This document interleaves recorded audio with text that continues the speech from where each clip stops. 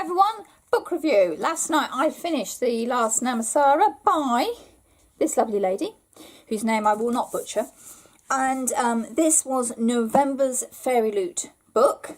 It's a YA fantasy involving a strong-minded heroine and dragons and lies and stories.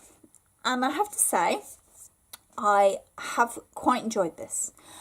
I got about 40% of the way in and was starting to feel like it was quite a slog of a read. Not in a bad way, just that I was aware of how much I had read and what I had left to go, whereas sometimes I'm not aware of how quickly I've got through a book or not. This one I was starting to feel the pace a little bit. Now, I don't think that's anything to do with the character development or the way that the story is structured or anything like that. I wouldn't say it was a slow story.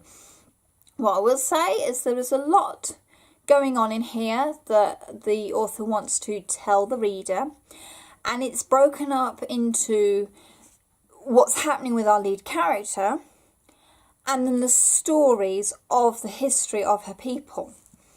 The chapters are quite short in their own right, so it's not hard work getting through these two different streams of information, but I was just aware of it, that was all. But once I struck that fantastic 50% of the way through, I read the second half of this book in one sitting, in one evening, and I just blitz read it, and it was really enjoyable, and everything tied together, everything had made sense, and we'd been given all the clues all the way through, and it all suddenly came together and clicked. So if you've been paying out for certain details, you'd have noticed them and you'd have brought it all together yourself as well. It wasn't one of those books where suddenly everything's thrown at you and you think, oh, I wish I'd kind of been given a clue on that, so I could have worked it out, or did they come out of nowhere? There's none of that. This story, everything is structured right up to where its ending comes from. So I quite like that. That was very well done. What I did particularly like about this story is its use of stories and dragons. The fact that dragons in this world are called by stories, and I thought that was a really good way of actually getting dragons to interact with our human characters, so I quite like that. There's also a lot being said about slavery in here and prejudice and how rules and regulations can inadvertently maybe put a people down. It's certainly rules and regulations and fear are used to control people in this story.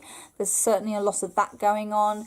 And the way that stories are told, depending on who the teller is. So you see different elements of truth within a story, depending on the storyteller who's telling you it. And that has quite a relevance later on in this book. The only drawback I can say about this story really is it's the first in a series, and I think I would have really liked it kind of wrapped up in one book, but the way that the tale goes in here, it can't do that. Otherwise we'd just have like a 800-page book and it would be ridiculous. So I understand why it's going to be a series, but I would have liked it to have been a standalone book about dragons and stories and a girl finding her place and discovering the truth and accepting things. And I'm trying to keep this really vague because I went into this not really knowing much, and I think it's the best way to enter this book, because if you know too much, you have expectations, and those expectations can be very easily wrong. I find this a lot when people hype up a book and they say, oh, it's about this and it's about this. I mean, Passenger is my prime example. I was told it was one type of story, and when I read it, it wasn't. And I was severely disappointed by that. So I do not want to spoil this story.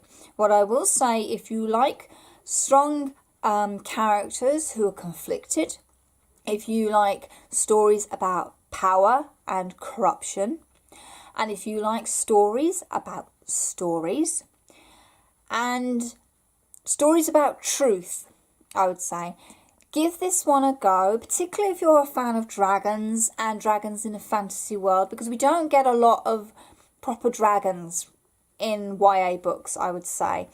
They tend to be saved for the big weapon, a la Game of Thrones, or the big bad you have to fight, as in The Hobbit.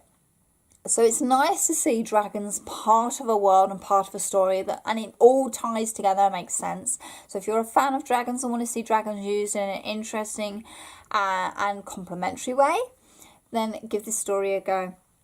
It's not excessively long. I mean, it's just over 400 pages, so you can do this within a week. It's not a problem.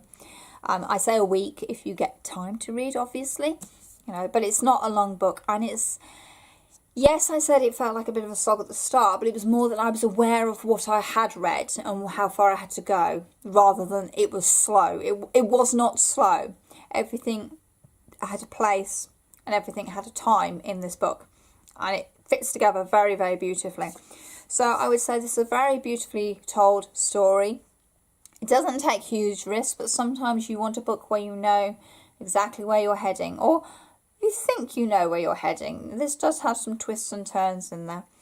And the characters are very interesting characters. There's a good range of characters in here as well. And like I say, the use of stories and dragons and how the two are related is pretty clever. So I really enjoyed that as well. So The Last Namsara, give it a go, please. It's a very beautifully written book, pretty unique, and well worth your time. So please leave a comment below if you've read The Last Namsara. Let me know if you enjoyed it, what you particularly liked about it. Please don't do spoilers, or do the hiding your spoilers thing, because I do think this is a book you should go in knowing as little as possible. So please be aware, don't do the spoiler thing. You can also contact me via Twitter, Goodreads and Instagram. Very happy to have a chat on there. And you can also find my book blog, a link of which is in the description box down below as well. So please say hi over there. That'd be lovely to see you. I will also be leaving links to other booktubers channels that you might be interested in, and other book bloggers blogs as well. So please go and check out some of those links as well. As always, thank you very much for watching, and happy reading, everyone. Bye.